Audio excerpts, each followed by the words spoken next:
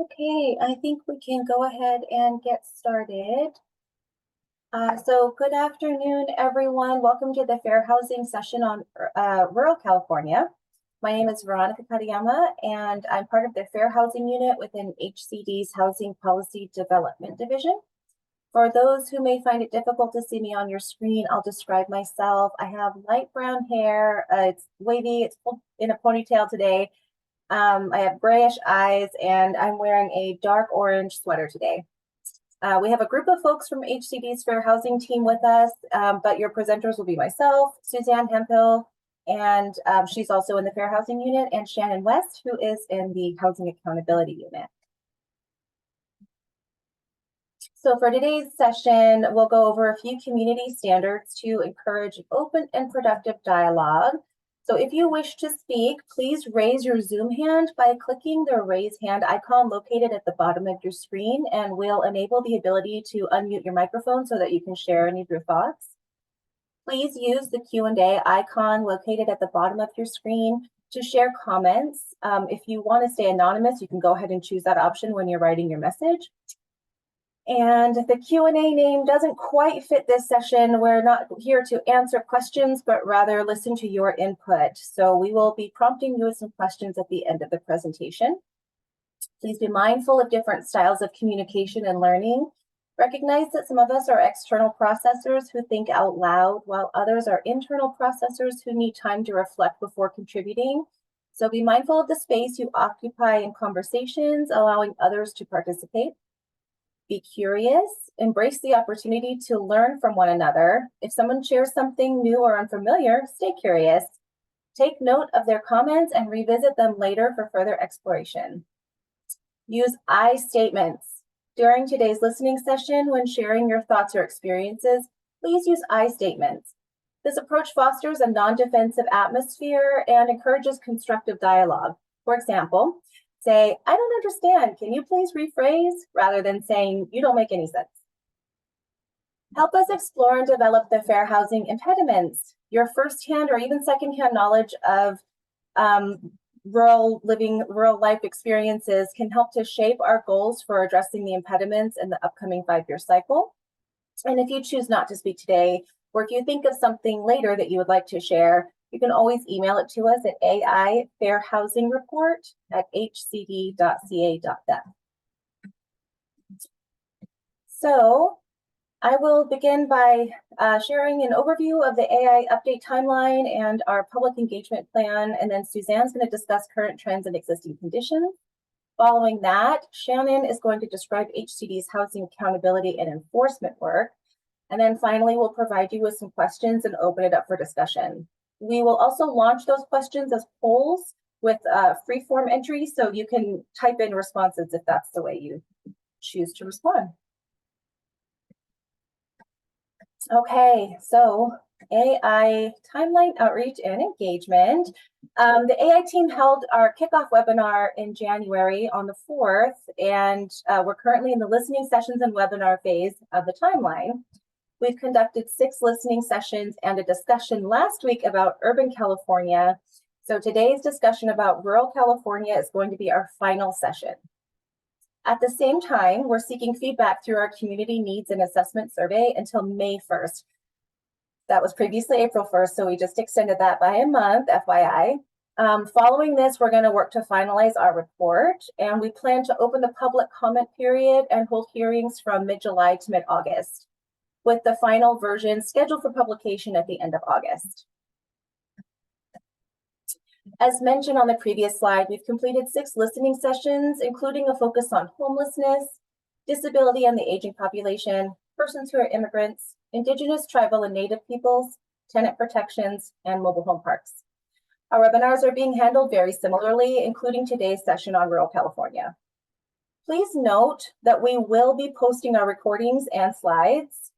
Give us a week or two to get those out. And we'll also send an e-blast with a link to the place on the HCD page where you'll be able to find those. It's not always the easiest to navigate to, so we want to make sure everybody has access to those recordings. We'll send it out in e-blast. Our public hearings will take place from mid-July through mid-August, like we talked about, and we're still finalizing the dates and locations for the public hearings, so please stay tuned for any updates, and any changes due to the state's budget will promptly be communicated to you. We've released a community needs assessment survey. We did that on January 30th in multiple language, including English, Spanish, Chinese, Korean, Tagalog, and Vietnamese, and now Hmong. So the survey will remain available until May 1st. That's a 1-month extension from the original end date because we wanted to ensure that everyone has a fair chance to complete the survey.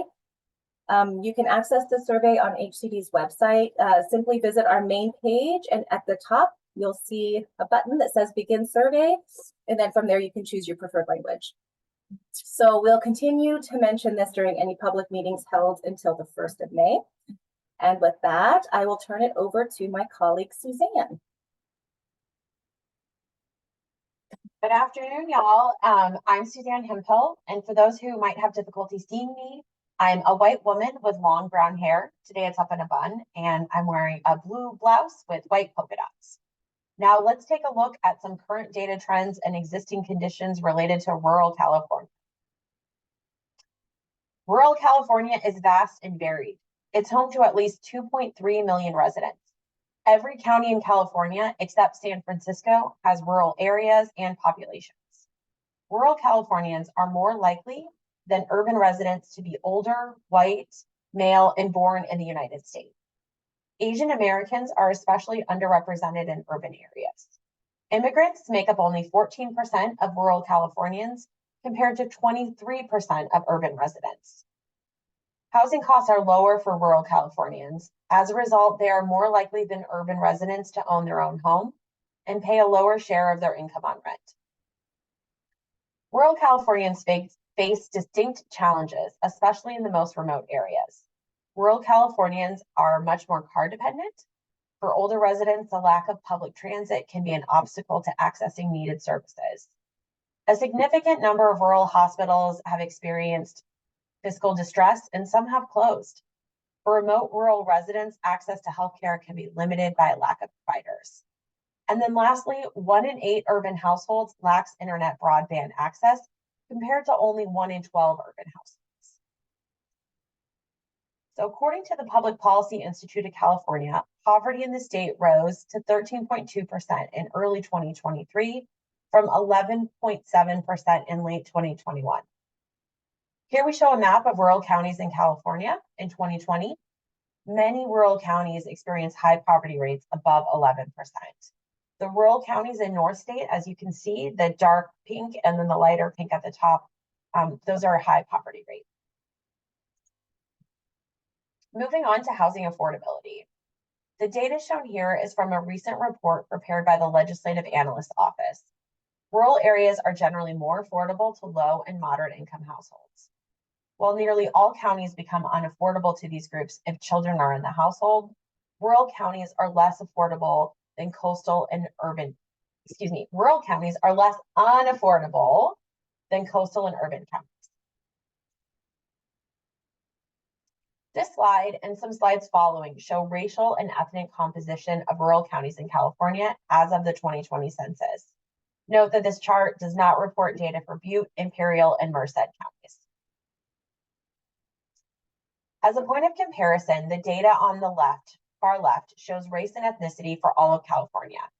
70% of California's population identifies as white, 6.5% are Black or African American, 1.7% are American Indian and Alaska Native, 16.3% are Asian, and 40.3% identify as Hispanic or Latino. The black line shows total population across each county. Here, the counties are sorted by most populous to least populous. Whereas Humboldt County has approximately 130,000 folks, Alpine has closer to 1,200 people. Asian and African American groups are underrepresented in rural counties, except for Trinity County, where Asians represent 13.7% of the population, and Lassen County, where Blacks represent 6.9% of the population. Here we see that rural counties are largely white. That's what the blue box is shaded. Those are white folks. Hispanic and Latinos are the next largest population. And many rural counties have overrepresentations of American Indians when compared to California as a whole, especially in Alpine, Inyo, Del Norte or Norte, and Humboldt counties. If we think back to the first slide we saw with the pink map, we can infer that poverty disproportionately impacts rural counties and further disproportionately impacts racial and ethnic minorities because they are overrepresented in these areas. Many of HCD's funding programs are set up to target development dollars to rural areas. The Infill Infrastructure Program, or IIG, is in its 12th round with awards to be announced in April. The awardees we anticipate funding will provide rural supportive housing, senior housing, and farm worker housing, serving an average household income of area median income of 45%. Home Key is a funding program that addresses homelessness by converting vacant hotels and motels to permanent housing, offers uncompetitive funds for tribal entities, and the Home Key Tribal Program. And the Affordable Housing Sustainable Communities Program has $675 million in awards available for development across the state. Rural innovation project areas are eligible when they and are competitive when they link affordable housing with pedestrian connections and or high quality transit connections. And for regional early action planning grants, or REAP 2.0, all funds have been awarded. And now I'm going to pass this presentation over to Shannon West to discuss HCD's accountability and enforcement. Thank you, Suzanne. Again, I'm Shannon West. I'm the Housing Accountability Unit Chief at HCD. And my next slide, I'll give you a clue about the things I'm planning to cover. So first, we'll talk about who we are, how the team is comprised, what we do, how we do it, and how to collaborate with folks like you. Next slide. So our purpose, why do we exist?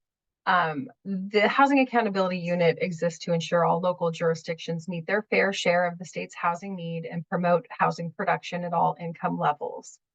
Suzanne mentioned some funding programs. So some of the work that we do is through promotion of incentives and planning grants to local governments. We also provide education and technical assistance to jurisdictions to help them understand how to implement state law. And finally, we hold jurisdictions accountable for following the law through enforcement actions as needed. And it's important to note for this group that this is not a thing that we do only for urban jurisdictions, but rural ones as well. Our work comprises the entire state. Next slide. So the Housing Accountability Unit was formed in September of 2021 by Governor Newsom. The authority to enforce some of the housing laws actually precedes that and has been nested within the Housing Policy Development Division since 2018. Today, the team includes about 40 staff members on 5 different teams. And on the next slide, I'll show you a broad org chart. The Land Use and Local Government Relations team is within the Housing Policy Development Division. One side of the shop is planning grants and incentives, and the other side is housing accountability. And on the next slide, you'll see that we really organize that into 2 categories. There's tip-based enforcement and proactive enforcement, and I will talk about both kinds here. The proactive enforcement is really focused on proactively enforcing housing element commitments, which I'll talk about. Tip-based enforcement is exactly what it sounds like. We receive complaints, tips, questions of technical assistance related to the housing laws that we enforce. We get most of that authority from AB 72, that's Assembly Bill 72 that was passed in 2017, or Assembly Bill 215 that was recently passed in 2021. We have authority to enforce local accessory dwelling unit ordinances, Surplus Land Act enforcement, as well as preservation noticing law. Next slide. So the extended team includes both our internal Housing Accountability Unit and HCD's own Legal Affairs Division, but we also work very closely as cases escalate with the Attorney General's Housing Justice team. Our authority comes from Government Code Section 65585, Subdivision J. I know this slide is small and hard to read. These slides will be available to you when they are posted.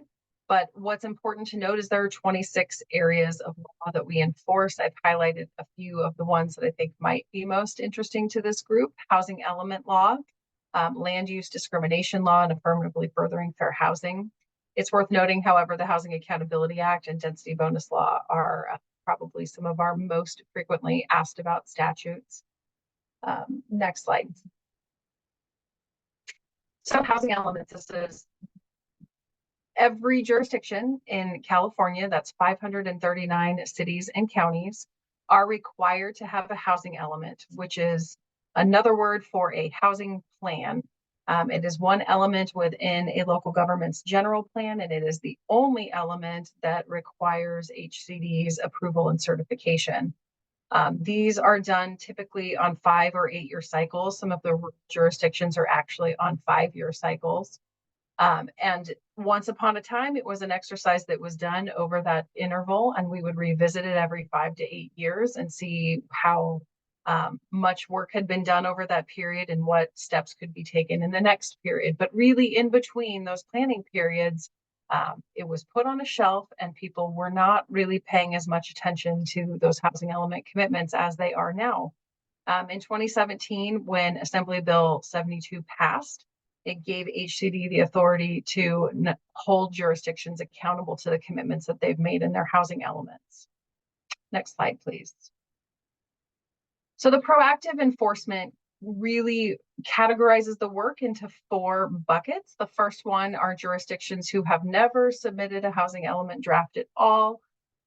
Fortunately, that group is smaller and smaller all the time because of the work the proactive enforcement team is doing. But certainly if a jurisdiction has not provided a housing element by its due date, HCD is reaching out and compelling them to provide that. The next category are housing elements that remain out of compliance. So again, local governments are required to submit their housing element or housing plan to HCD for evaluation with consistency with state housing element laws. And if there are findings to make, HCD provides those written findings in letters to the city or county sometimes, and they are supposed to implement those changes and correct them and certify and adopt a certified housing element. If they don't, despite HCD's provided findings, we will continue to pursue action until they do. The third category is about rezoning. So jurisdictions may need to upzone certain parts of their jurisdiction in order to accommodate their housing need. There are timeframes established in AB 1398, and so the proactive team works with jurisdictions to ensure that they're meeting those timelines. And finally, long-term housing element implementation. This is the part of the housing element enforcement that happens throughout the planning cycle. Each housing element includes goals, policies, and actions, programs really that the city must implement over their planning period. For those planning programs to be effective, they must be quantified, they must have specific timeframes, and the housing element, the proactive team is working to ensure that those housing element commitments are being made and made on time. Next slide. So the consequences of housing element non-compliance are pretty big, and we can think about them in 3 different ways. The first is ineligibility or delay in receiving state funds. This is not an exhaustive list, but there are some funding programs listed on this slide for which housing element compliance is a threshold requirement or a points gathering requirement. So not having a housing element in compliance with the state makes it impossible for some jurisdictions to access certain funding programs. Another consequence is the builder's remedy, which is a part of the Housing Accountability Act. It is subdivision D, paragraph 5, and it says that jurisdictions may not use inconsistency with zoning and general plan standards to deny an affordable housing project.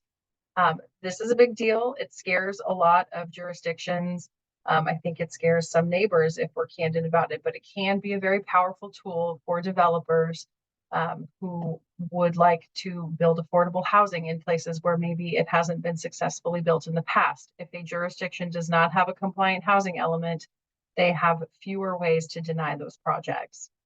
And finally, legal ramifications. HCD may notify the Attorney General, and legal remedies can be imposed by the courts. It is important to note that those fines are not fines that HCD can impose nor collect. They are fines imposed by the courts themselves through the legal process.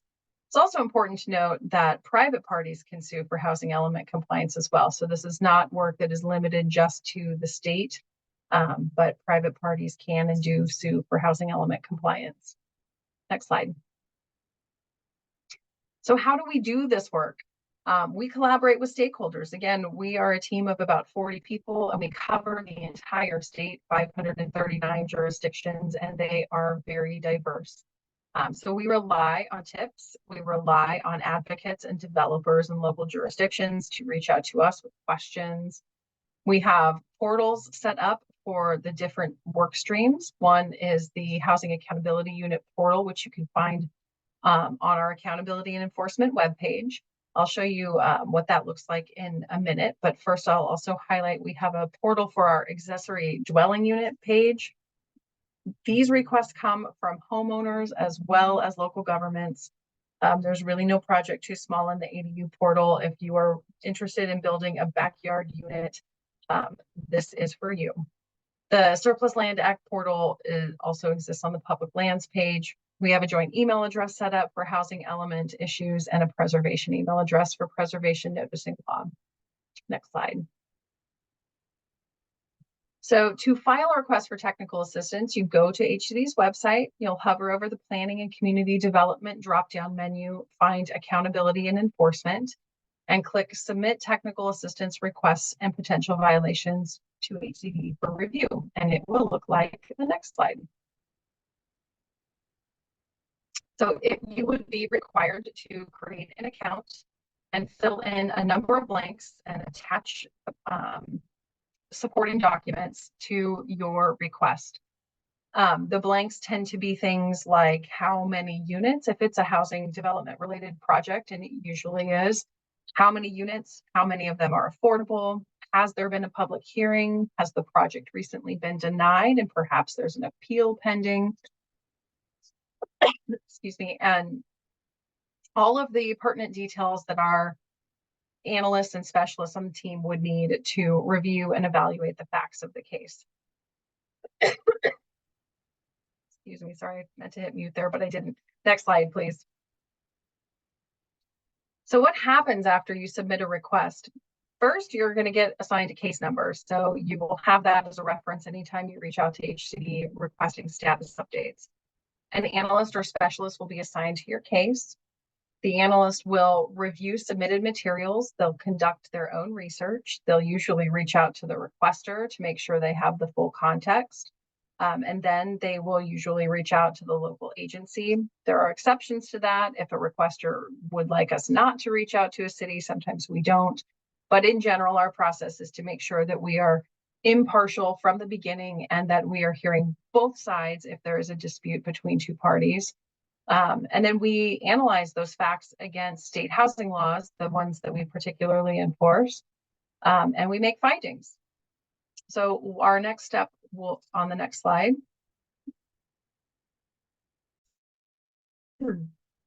Excuse me, we can determine if there's additional review needed. Sometimes the cases are very complicated. These state housing laws are complicated, and particularly where there are areas of dispute, there can be times when we need additional information. HCD can decline to take a case. This is usually because there may not be a violation of a housing law that we enforce, but sometimes it is due to resources. And we can provide technical assistance in a variety of ways. Verbal, email, we do write formal letters. Those are all available on our website. And then there's an escalation path on the next slide.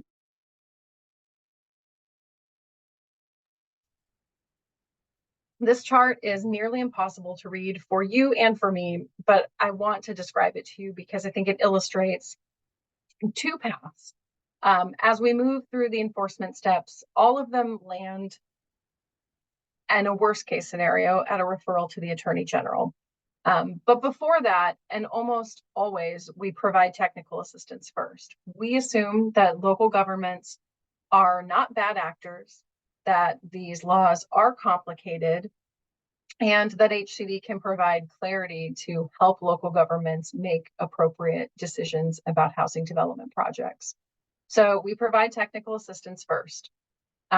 that's where this decision tree splits into two paths. On the left side is what happens if there's a housing element issue. So if we're enforcing part of the housing element and we provide a notice of potential violation and notice of corrective action, and it moves through the enforcement path such that the local government is still not implementing housing element law, we can decertify a housing element. And as I talked about several slides back now, the consequences of having a housing element that is out of compliance can include things like not accessing funding, not being able to deny projects that are inconsistent with general plan and zoning standards, up to court penalties. So decertification of a housing element is actually a pretty big deal for local governments and a pretty big tool in HCD's enforcement toolbox.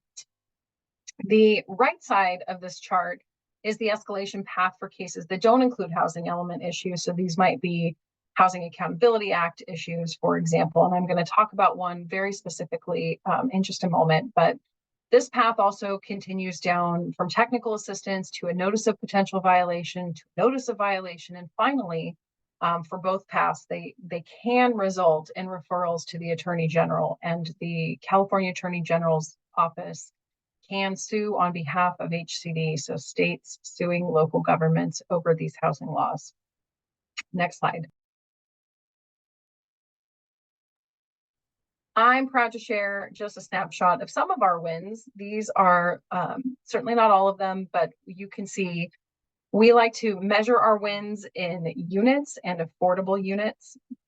The work that we have done has had wins by different types of actions. So again, when we looked at that very small and hard to read flow chart, there were different boxes along the way. And what you'll see here is that our technical assistance letters, that's what the TA stands for, can be very effective. Sometimes that's all it takes is a technical assistance letter to clear up a matter and to nudge a city to make a decision to approve projects. So that's what you're looking at here. What type of action, how many units, and how many of those units are affordable. Next slide. So one to highlight that probably wasn't on the table, but is still a big deal, and we think a really relevant one to this group. I'd like to take a moment to highlight a success in a rural environment, which is the city of Cloverdale, located within Sonoma County. HCD received a request for technical assistance regarding the proposed Alexander Valley Apartments, which is a 75-unit affordable housing development with 35 units set aside specifically for farm worker families. HCD provided technical assistance to the city of Cloverdale to assist the city's decision-making. Technical assistance was provided on the Housing Accountability Act and state housing element law. The Housing Accountability Act establishes limitations to a local government's ability to deny, reduce the density of, or make infeasible housing development projects, including farm worker housing, that are consistent with objective local development standards and contribute to meeting housing need. HCD also reiterated the city's housing element commitments, including obligations to address farm worker housing needs and assist housing developers building affordable housing units. HCD wrote 2 technical assistance letters, and the project was approved by the City Council in February of 2022. We recently reached out to the developer and learned that they are planning to start construction this spring. So sometimes it's a long game to get to the place where the units are being built, but this is an example in the city of Cloverdale where HCD's intervention is likely to yield actual built units, which we're really proud of. Next slide. So results, we do have dashboards on our website. So if you're interested, these numbers tick up in almost real time. At the time we created this slide, I think we've unlocked 6,300 housing units, 2,100 of which are affordable units. We've sent well over 300 letters. You can read the data. The Surplus Land Act team is also, via their work in dispositions and exempt dispositions, their work has resulted in over 14,000 units unlocked. Next slide. So if you're interested, this is for further reading. I will not spend a lot of time discussing this here, but remember the flow chart that shows the escalation path. If we got to the bottom, we got to the place where we're referring to the Attorney General. This slide has some examples of lawsuits, stipulated judgments, and an amicus brief in which HCD participated. And those are active links where you can read more about each of those cases. Next slide. So yes, in conclusion, we are here to help, starting with technical assistance, moving into enforcement when necessary. Our involvement makes a difference. We are unlocking units all over the state, not just urban California, but rural California as well. And we can't do it without community members, advocates, and stakeholders like you. So thank you very much for the opportunity to share about our work today. Okay, thank you so much, Shannon.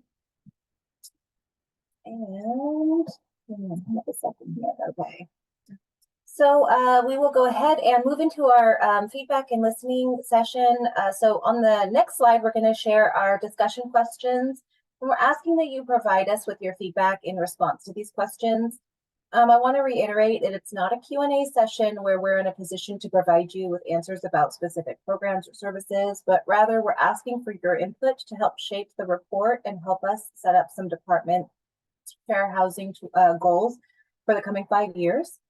For example, in previous listening sessions, we received feedback that rural areas are especially impacted by the effects of extreme climate events and face particular barriers to housing development because of inadequate infrastructure. So you're welcome to add to these add comments to those types of issues if you would wish. So I'm also going to be launching these questions as individual polls where you can type in a response for those who prefer to respond that way. So the questions that we have for you today.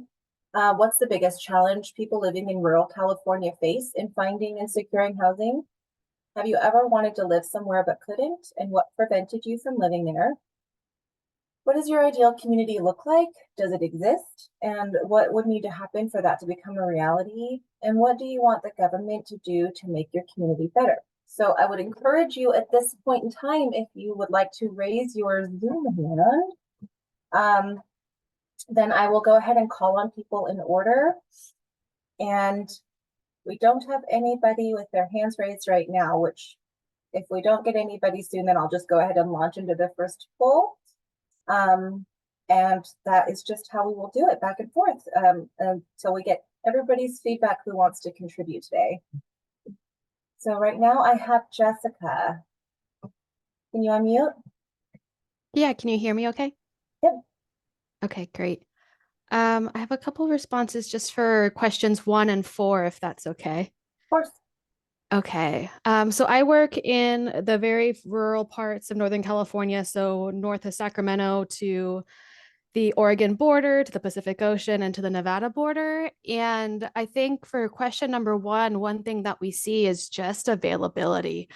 So the availability of affordable housing or housing in general, the housing stock is really, really low in rural communities, and it's very old also in rural communities. So those are some challenges that we see. And then for question 4, I think one thing I hear from the communities that I work with is having a permanent source of housing and homelessness funding that is non-competitive for rural jurisdictions, because rural jurisdictions can really struggle to compete even with rural set-asides.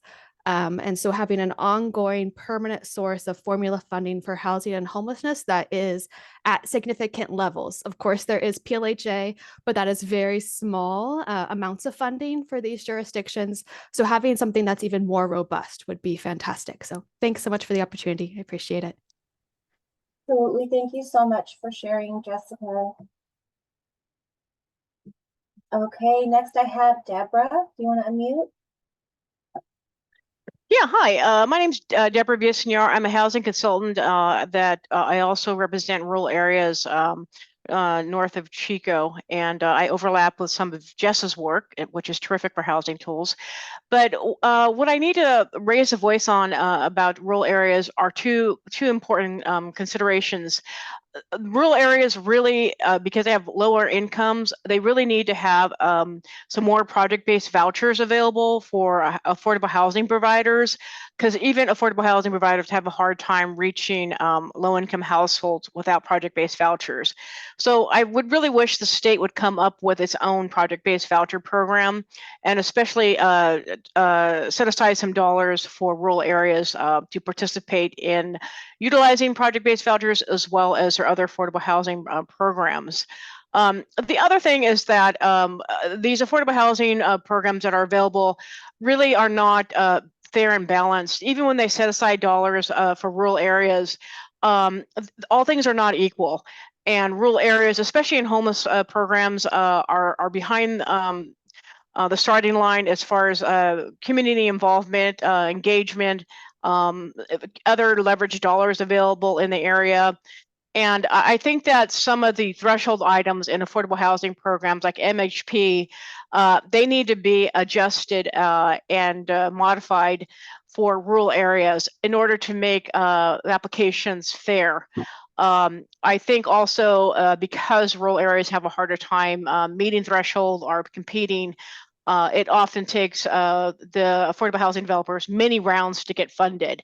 And now we're having HCD coming down on when now they want to adjust having the construction dollars for housing developments to be identified in 24 months versus 36 months.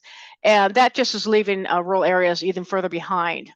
So I think we need to really take a look at the starting line of affordable housing projects and recognize that not all things are equal, and we need to really modify some of these programs, traditional affordable housing programs, and reset some of the threshold requirements in rural areas.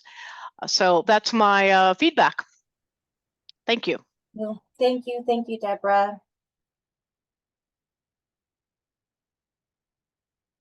Okay.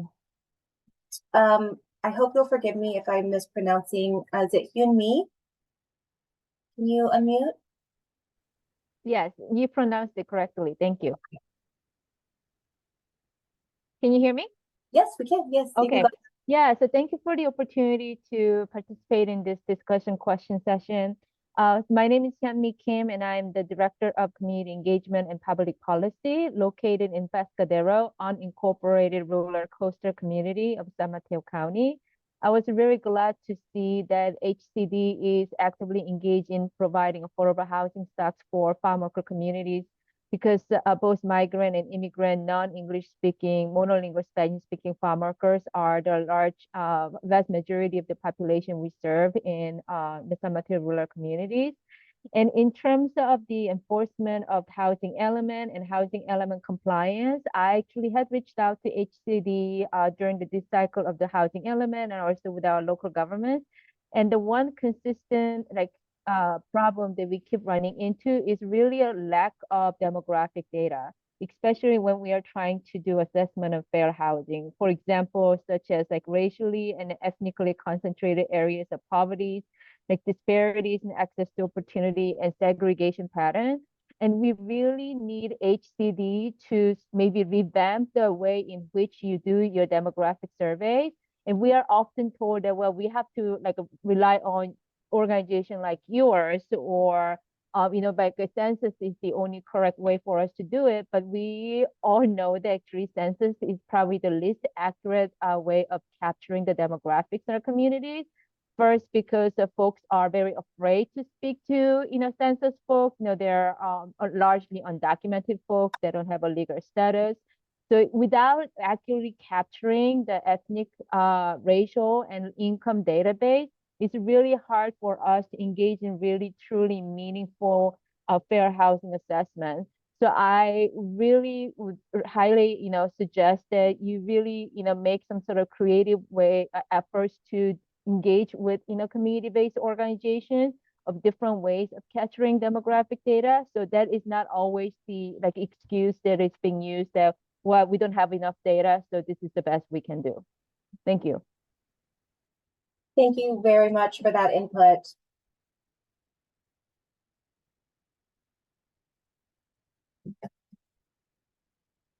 Okay, I'm going to go ahead and quickly just launch our first poll, which is just our first question. I will let you know when about a minute has passed, and we'll do about 2 minutes total.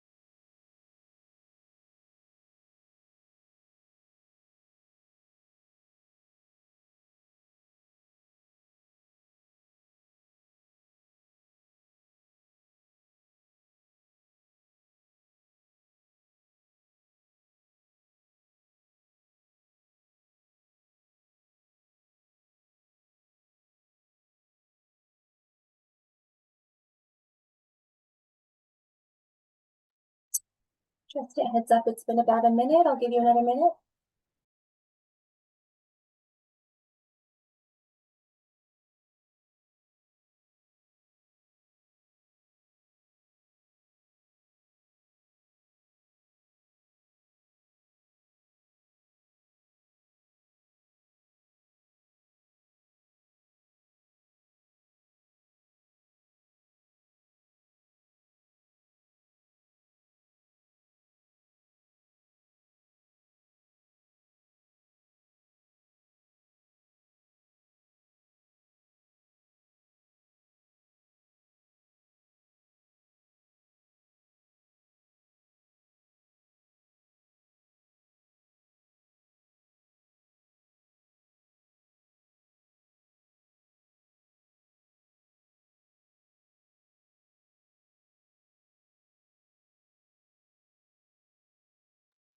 Okay, thank you everyone that has participated. I'm going to go ahead and close it.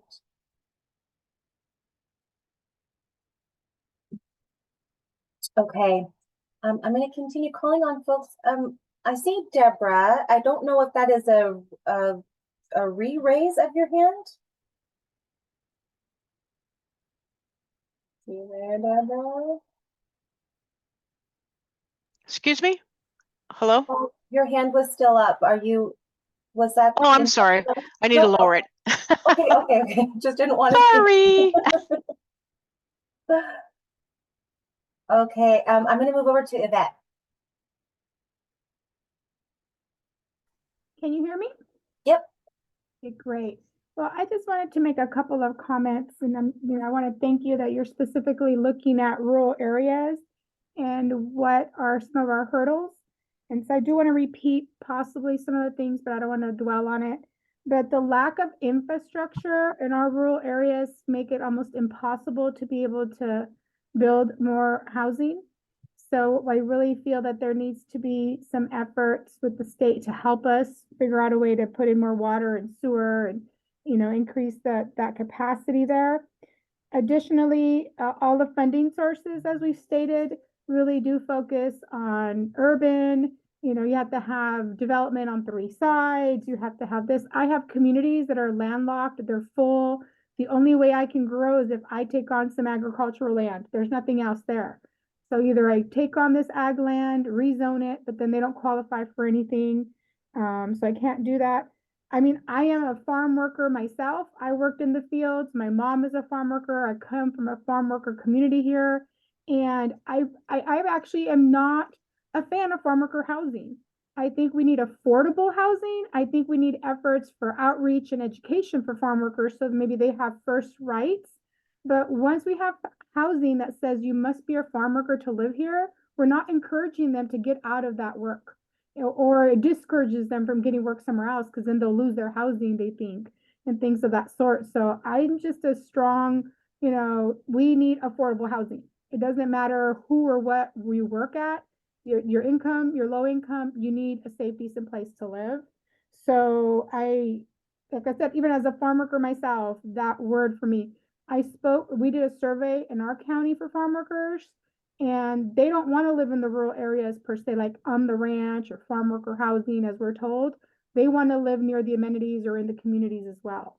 So I know we've been, for our advocates, been pushing us about farm worker housing on the farm, and they don't want to live on the farm. They want to live in the neighborhoods and the communities. And so I just encourage that you come up with different scoring for rural communities, have different scoring for amenities, because they don't want to leave. They don't all want to come and live in Fresno, the city. They like their little communities. They like being rural. They might not have a doctor. They know that. I mean, they do want to have those things, but definitely have a plan to bring those things, but to not fund the additional housing that they need is detrimental to the communities. And if we don't find ways to do that, I think our communities are going to suffer even more, because I'm seeing school districts being threatening to shut down their schools, because as these communities get older, the people that are staying there are the older people, and the younger people moving into the big cities. So we do need to build housing for them. So we have different income levels, starter apartments and homes, so those schools can continue to have kids and can continue to thrive. So those are just some comments. Right, thank you so much, Yvette. How about Kaylee? Oh, can you hear me? Yeah. All right. So hello, my name is Kaylee Wassel. I actually work here at HCD, but just for some background, when I first started state work as an analyst, I was actually working for the Department of Education, and I had all of Northern California, which was a lot of rural areas. And then before I came to HCD, I was actually working at DSS in disaster recovery. And again, I was in charge of a lot of Northern California, but I also, went out to a lot of rural areas to help with disaster recovery responses. So I got a lot of really interesting feedback in regards to housing problems, because a lot of people came over to social services assuming we were housing, and I had to send them over to HCD. But I got a lot of really good feedback. And so, just to sort of touch on, I think, question one, some of like the most common ones, I think infrastructure was huge. A lot of times, especially in rural areas, like up in the mountains, and even out in farmlands, like a lot of the roads weren't paved roads, for example. So during floods or something, they would get washed out. And those don't belong to any one person. So there wasn't really any way, people didn't know what to do to get the situations fixed. They talked about a lot of, somebody also mentioned like sewage and water. Those were, they were outdated or just long standing, like they were working, they hadn't been updated though. And so they weren't really able to protect themselves or those infrastructures from extreme weather. Something I didn't know at the time that I learned through that work was that another thing that I think really impacts rural housing is that, especially in areas that are prone to extreme weather or they're prone to like fire and flood, they can't get insurance. Insurance companies will not like sell them home insurance. So it's really hard to live in a rural area and just not be sure of your, you won't be able to protect your house if something happens. Another thing that I noticed, that again, this is all feedback that I had gotten, was inaccessible resources. Like you had mentioned in the PowerPoint, only like I think 1 in 8 didn't have good or stable internet. So much information about our programs being communicated electronically, whether that was through email blasts or text blasts or expecting people to be able to find our website was really hard for some people. And even if they do have stable internet, considering again, going back to those demographics that you had mentioned in the PowerPoint, was a lot of older folks who they may have had internet, but they weren't really sure how to go about finding those things because that's just not what they use their technology for. Typically. There was also talks of overburdened county departments where that was where they were directed to get a lot of housing information. But those counties were so, overburdened that they just couldn't respond to everybody, or had stopped responding to people because they were so overwhelmed. I'm not sure if there's anything the state can actually do, because I know those are separate entities, but something to consider. And then, for community development, there was just sort of that lack of shared, I don't know what the word would be, I guess amenities, but like a lot of people would get their information from like their town hall or their community center, or the post office was another one that a lot of people said they would get information from. And those buildings, it was hard to have maintenance for those buildings because they were public areas, and it wasn't like they could crowdfund from the community. So I think, I know that was a lot to just sort of toss on the table, but I think that was just the gist of what I was given when I was working in those areas. Those were the biggest challenges that people said they were facing. Thank you so much, Kaylee, for sharing that with us. Your input is always appreciated. I'm going to move over to Christine. You there, Christine Vitarelli? Yes, I'm here. Thank you. Hi. So one of the things that I wanted to bring up is the lack of affordable housing developers in rural communities. The reality is that city organization needs to be involved in an affordable housing project, and the only way to really move them in rural communities is to have a collaborative partnership.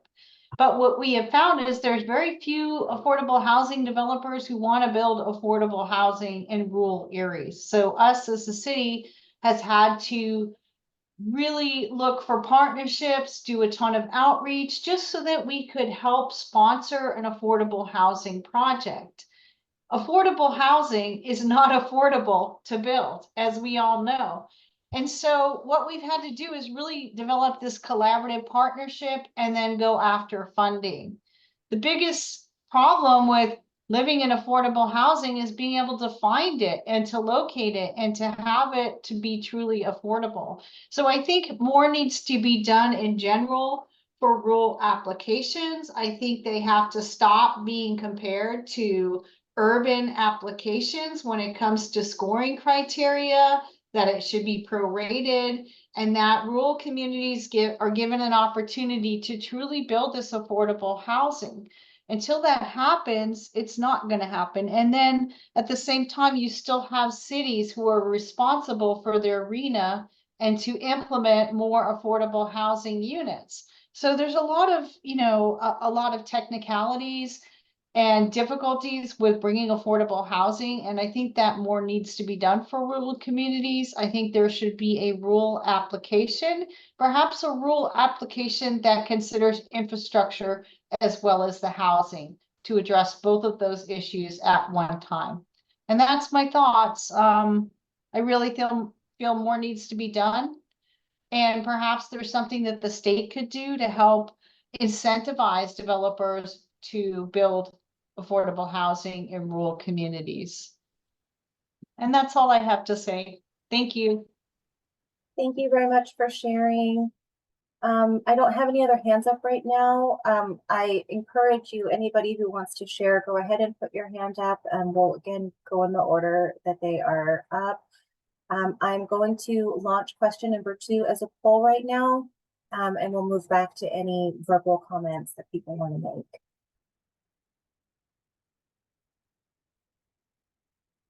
I'll let you know when about a minute has passed.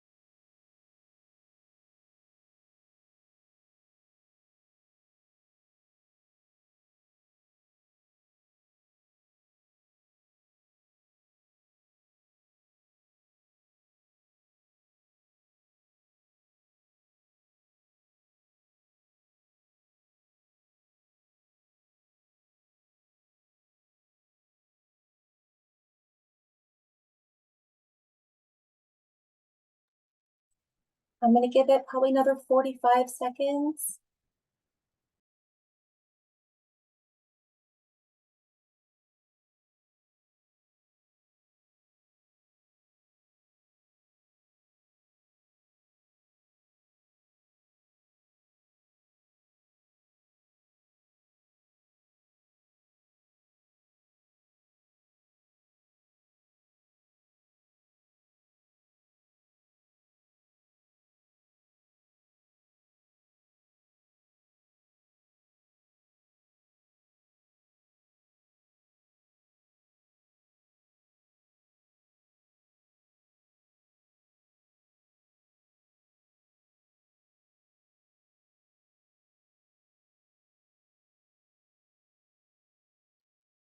Okay, I'm gonna go ahead and close the poll.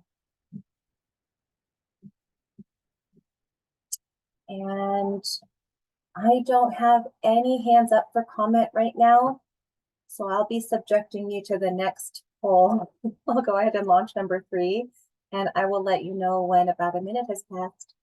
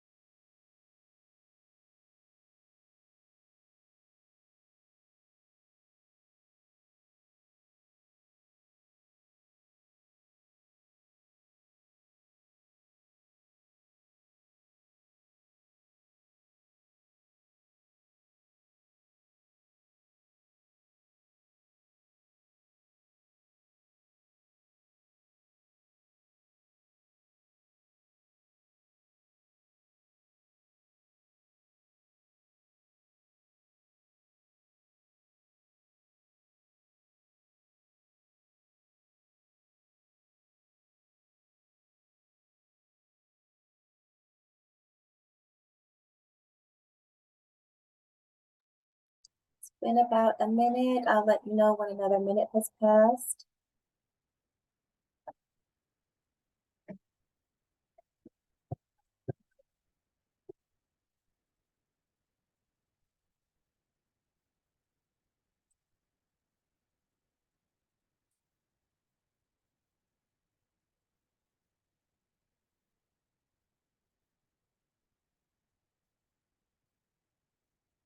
About 30 more seconds.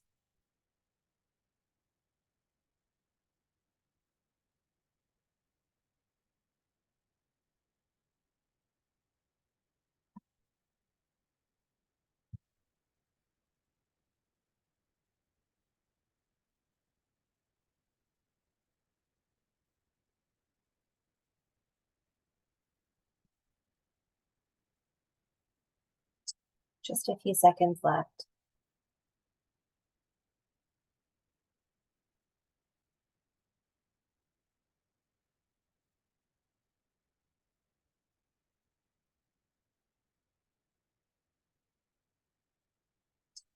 Okay.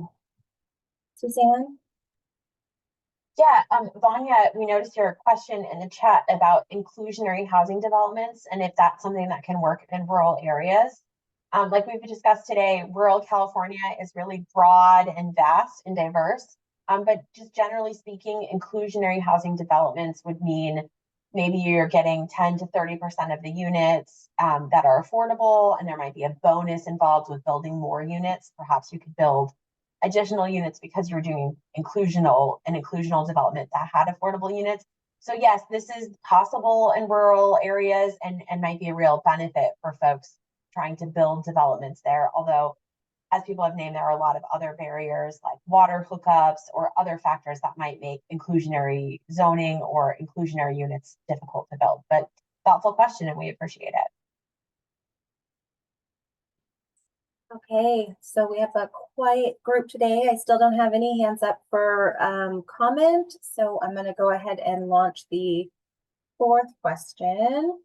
And then following that, if there aren't any further comments to be made, we could go ahead and end early. But if we see any hands come up, then I'll go ahead and answer them after this poll question. This will be the final poll question.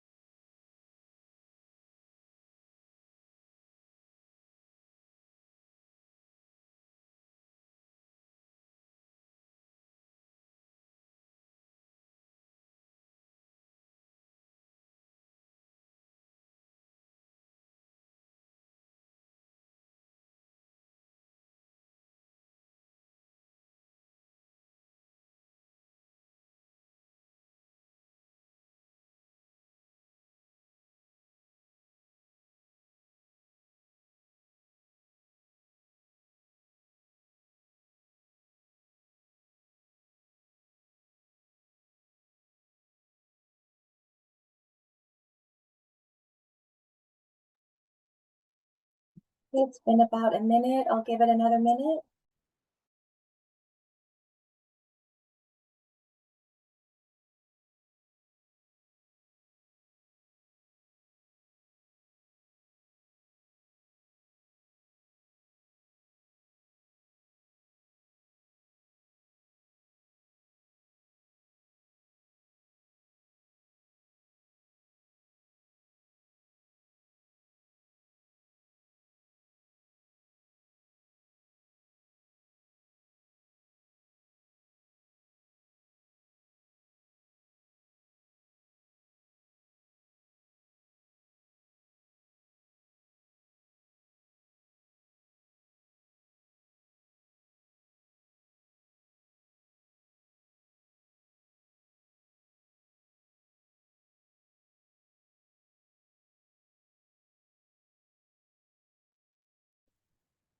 Okay, just another couple seconds.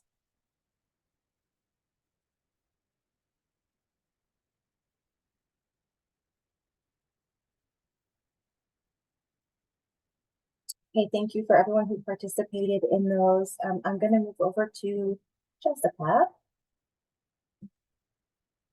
Thank you. Can you hear me okay? Mhm. Okay, great. I just thought of one more thing I wanted to add to question 4, which is that sometimes these programs, and I'm specifically thinking about HAP, which I understand is moving over to HCD, and PLHA, have a state priority attached to them for permanent housing. But when we have formula allocations in rural areas, the funding amounts are really low, right? So if you have $60,000 or you have $200,000, like, will that actually incentivize a developer to come and build affordable housing in that community, right? Those state priorities and the funding amounts for rural jurisdictions can not always match up. And then the second piece is, I'm working in 2 rural communities that are building their first permanent year-round navigation center, right? That hasn't existed before in that community. But HAP is now starting to limit the ability to build new interim housing, such as a navigation center. So again, just understanding where rural communities are at in the continuum of building homelessness and housing solutions, and just allowing them to create those solutions in a way that makes sense for them. Even if suburban and urban communities have moved past that, rural communities are still catching up. So just wanted to add that in. Thank you. Thank you for that. If I'm speaking specifically to PLHA, I know that sometimes jurisdictions might be receiving a smaller allocation and maybe they don't have the resources to do with that money what they want to do. If they're receiving $100,000 and it doesn't make sense for them to try to apply that anywhere because they don't have the resources to do anything with it, those funds can be delegated, and you can delegate them perhaps to the county, whereby then there would be an agreement where maybe that would go toward a project that is going to benefit that jurisdiction within that county as well. People from within, let's say, that city would have access to whatever that money is also building. So just something. Yeah, absolutely. Oh, sorry, go ahead. Nope, not at all. Go ahead. Yeah, absolutely. Yeah, and I actually work with 3 counties that have 15 allocations of PLHA because their cities have delegated to them. Yeah. And the funding amounts, for example, for one county, it's still 1.7 million over the 5 years with the county's allocation and the 2 cities. So there's still, even when you delegate, sometimes those allocations are still really small in comparison to an affordable housing project that's, has a budget of 20 million, for example. But yeah, thank you. I appreciate it. Definitely understood. Thank you so much for sharing. How about Kaylee? Hello. Hey. I'm back. So I also just wanted to, because I just sort of, last time came in with a bunch of problems, but I do think that some of the solutions or ways to start working towards solutions for some of the things that I had brought up previously. One, it's already been mentioned before, but I think it bears repeating, is meeting those rural communities where they're at.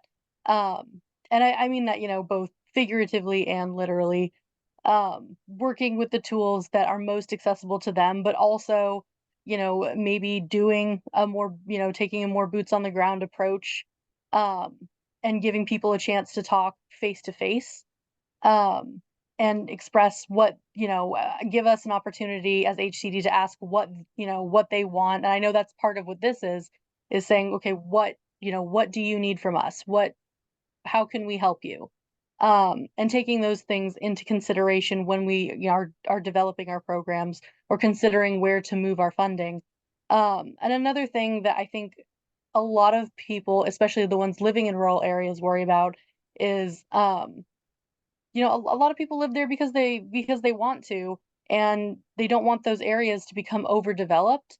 And I think that's something that I think we've all encountered before, where when we're working with developers, sometimes they can go, for lack of better terms, a little ham, and they're like, oh, look at all this land that we could develop on. But people are like, well, no, this is a rural community. We like it being a rural community. We don't need, 17 mini, strip malls. We don't need all that. We need the basic amenities of what a community needs. We need groceries, we need transportation, we need schools, and we need our oh gosh, I'm blanking on the words, but you need access to your county and government, essentially your local government offices. Those are the things that you need. So, and I know that we do a lot of we put a lot of funding towards affordable housing, and I think that's great. But I think to support rural communities, another great way to do that is to really focus on the community development aspect of what HCD does. And so, definitely, obviously, we need more affordable housing units, but I think that some of that can also be put towards, repairing or preserving the existing structures and units that already exist, and then also putting money into community resources that can assist people. Okay, thank you so much for adding. I appreciate it. How about Clancy? You there, Clancy? Yeah, I'm still here. So, just some notes on, what HCD could potentially do to work with rural communities. So I'm with the California Coalition for Rural Housing. And always with any HCD guideline, really with any state guideline we work with, these guidelines are not written for rural, and so we always make it work for rural. We make it work on behalf of rural communities. But if you think about it, none of our guidelines are ever written for rural. We make it work. And even, with our CDBG non-entitlement communities, even though those are only for rural type communities, they're not written for rural communities. So we always have to make it work. And even, working on and behalf of rural communities, that's even hard, because time and time again, we just tell rural communities, and working in a rural community, you just get told, well, this program wasn't meant for you. This isn't meant for you, but we'll make it work. So no matter what state or even federal funding source you're reaching for, it's not made for you, but we'll make it work. And we're always told how happy we should be with a 5 to 10% set aside. And so just thinking about, if we're table setting here, that's where we're coming into, is that we should be happy with 5 to 10%, that we've been told before that, rural California is not a priority. And this is where we come in.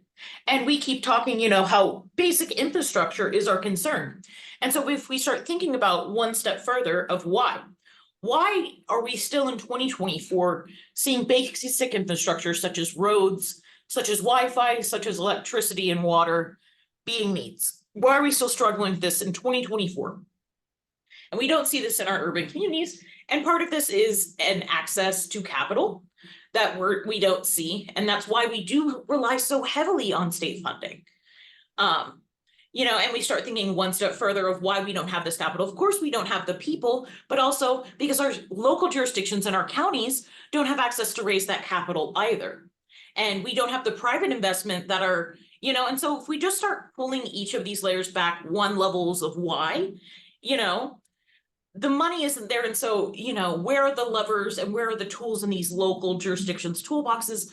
You know, there's only so many ways we can be creative with very little. And so I do think there are some success stories. Say, I think SGC with their TCC grants, and I know TCC is on pause right now with the state budget, but they've done some project development type grants, which allows for projects basically that point in between planning and project implementation, between actual construction of, you know, we have these plans, we've gone out to the community and, you know, that construction, that ground movement, but that infrastructure, that next step, or even paying for engineering, paying for some of those in between steps that we know cost money, but we also know that there's a lot of even local jurisdictions that don't necessarily have $20,000 to shell out or 6 months for one of their public works engineers to spend on these things.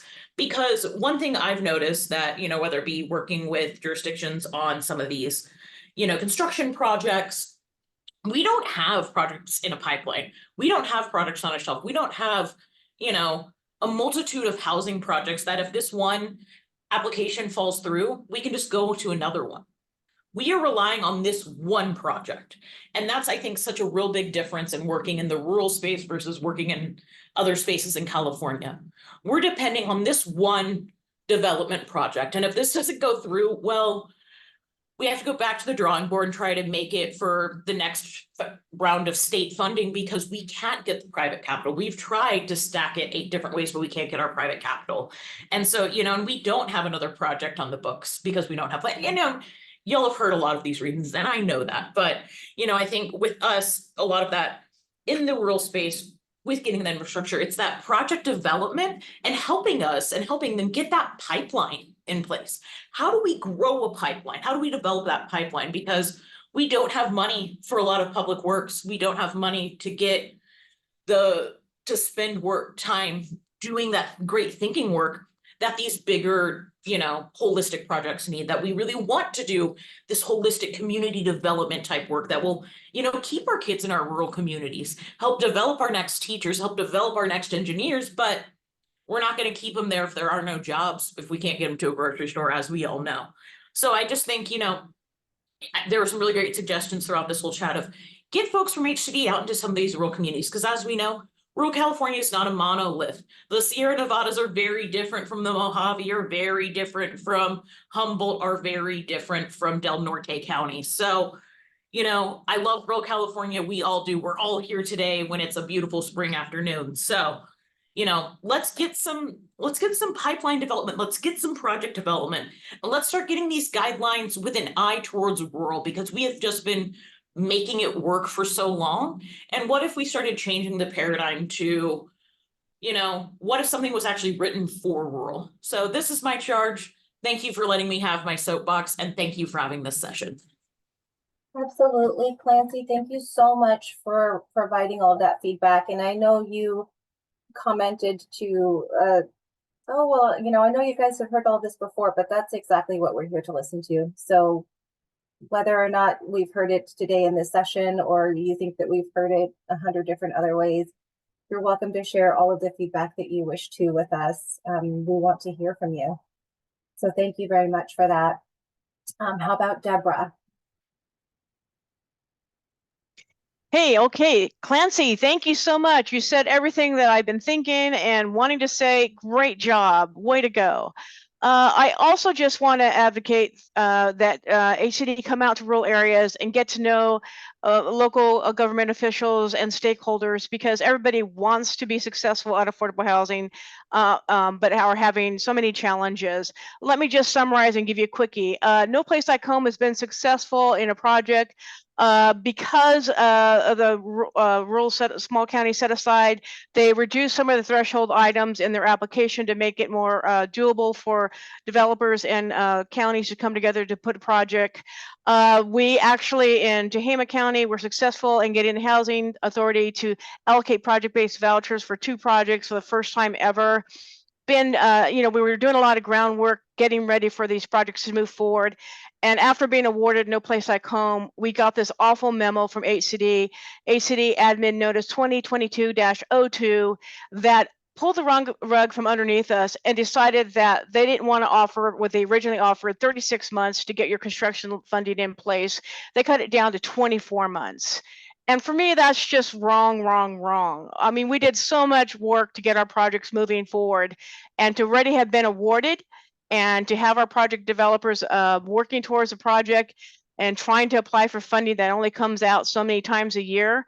For HCD to make that announcement and notice, again, 2022-02, that shortened the time that we had available to get our construction lending in place, just was wrong. And I wish you'd go and study that, because they're putting our projects at risk. And so much work has gone into getting those projects ready for construction and development.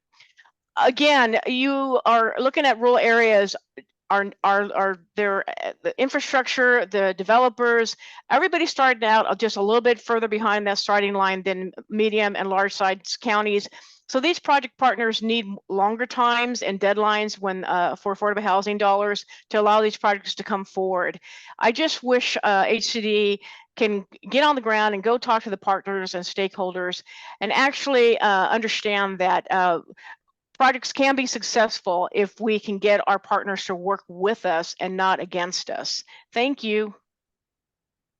Thank you, Deborah. As it stands at the moment, I don't have any other questions to launch, and I don't have any other hands up. Wait a minute. I might have Deborah again. Are you there, Deborah?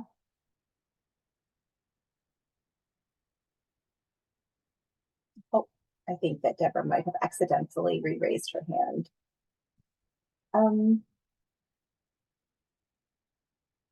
Okay, so we'll hang out here for a moment. If any other hands pop up, I'm happy to call on you. But for right now, it looks like, oh, Deborah. Deborah? I hit lower hand. It seems to raise a hand, so I'm good, you guys. I don't need to talk. Sorry about that. Technical difficulty. I'm good. Veronica, I'm just gonna live answer the question, getting back to how to make a complaint on HomeKey. So Shannon put in the chat that you could enter it into the Housing Accountability Unit portal. You can do that. And then it looks like our internal folks are directing you to the Civil Rights Department. So I'm going to pull that information up right now. California has a Civil Rights Department. They recently changed their name. And this is what our folks internally are saying. And the phone number is 1-800-884-1684. And that was on the HomeKey Housing First complaint. 1-800-884-1684.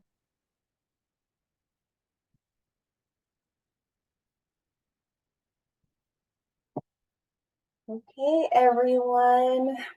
No more questions from us. I don't see any hands up. I don't see any open questions in the Q&A or open comments any longer. So with that, I think we'll maybe wrap it up 9 minutes early. As we say to you at the end of every session, and especially at the end of this one, since it's our last of the series, we really appreciate everybody who has attended these and given us their time and given us their feedback. We appreciate hearing from all of you. It's going to help us shape this analysis and set some goals for the next 5 years. Thank you, thank you, thank you. If you have any additional comments you want to make, you can go ahead and email them to aifairhousingreport@hcd.ca.gov. And we will send out information via e-blast for the next move that we make. And thank you so much for attending the session with us today. Have a good day.